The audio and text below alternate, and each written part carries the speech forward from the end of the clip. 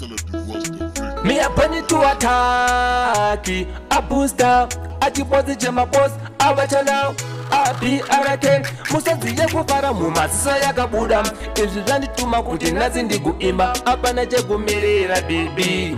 mira ndikuudze zvizere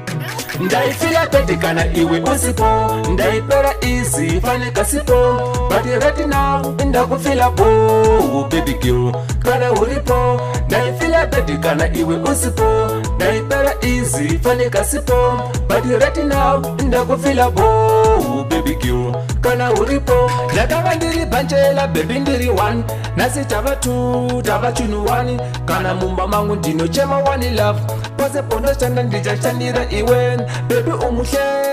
yekutanda it's a long time ndijurova dollar sign nasi ndakufara izi now stress free apana chakaipa kunge koko sugar free ndaifila pete kana iwe usipo ndaipera izi fanika sipo but right now ndakufila bo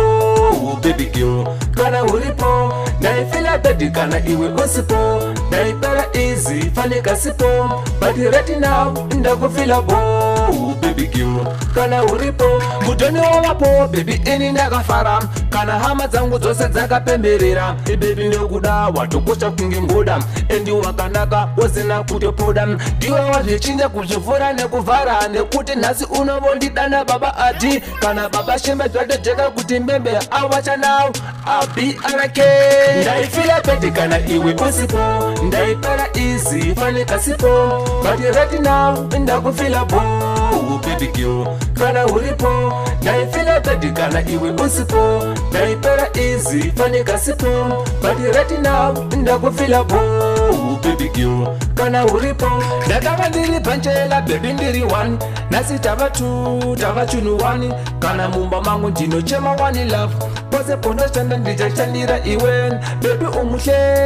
yekutanda it's a long time ndijurova dollar sign nasi ndakufara izi now stress free apana chakaipa kunge koko sugar free ndaifila pete kana iwe usipo ndaipera izi fanika sipo but right now ndakufila bo baby girl kana uripo ndaifila pete kana iwe usipo